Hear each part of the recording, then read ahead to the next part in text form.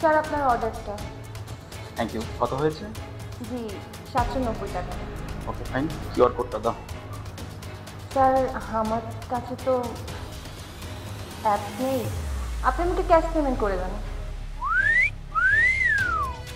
তা তোমার মাসিক ইনকাম কত?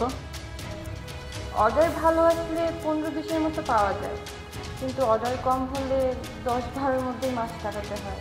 ঠিক আছে, তোমাকে আমি মাসে 30,000 টাকা দেবো, ভেতরে আসো।